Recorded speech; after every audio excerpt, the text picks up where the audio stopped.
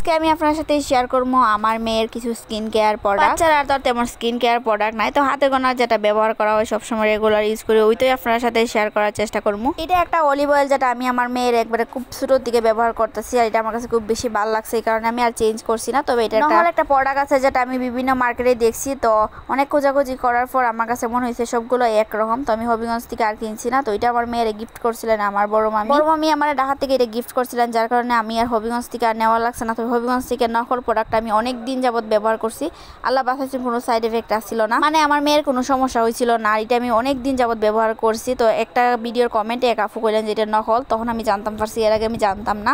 আর এই লোশনটা দেশের বাহিরের থেকে দেওয়া হয়েছিল আমার মেয়ের, তো আমি তেমন একটা বেশি ব্যবহার করি না, যেহেতু আমার মেয়ের অ্যালার্জি সমস্যা আছে, এই কারণে আমি চেষ্টা করি সবসময় অলিভ অয়েল ব্যবহার করার। যখন খুব বেশি গরম পড়ে তখন আমি লোশনটা ব্যবহার করার চেষ্টা করি, তবে লোশনটা আমার কাছে খুব বেশি ভালো লাগছে। আর এটা হচ্ছে একটা স্পেশাল হেয়ার অয়েল যেটা আমার মেয়ের আমি কিছুদিন যাবত ব্যবহার করতেছি। এটা রাত্রিবেলা ব্যবহার করা লাগে, কিন্তু আমি গোসলের আধা ঘন্টা আগে দেওয়ার চেষ্টা করি, কারণ আমি আমার মেয়ের অন্য কোনো সময় তেল ব্যবহার করি না, শুধুমাত্র গোসলের আগ মুহূর্তে একটু তেল দেওয়া লাগে, কারণ আমার মেয়ের ঠান্ডা লেগে যায়। আর এটা একটা কুলন যার গ্রানটা এত সুন্দর, অলরেডি আমি একটা ব্যবহার করছি আর নতুন আরেকটা খুলছি। লোশন আর কুলন আর সাথে একটা সাবান, তো সেম কোম্পানিরও সাবানটাও আমি ব্যবহার করি, তবে সাবানটা এত বেশিও ব্যবহার করি না, খুবই ছোট বাচ্চাদের এত বেশি সাবান ব্যবহার করা ঠিক না। আমি এখন দেখা যায় মাঝে মধ্যে সাবান দিই, এর আগে সাবান দেওয়া হইতো না। যাই হোক, এখানে আমার পছন্দের কিছু প্রোডাক্ট আমি আপনাদের সাথে শেয়ার করার চেষ্টা করছি, কোনো প্রমোট ভিডিও না।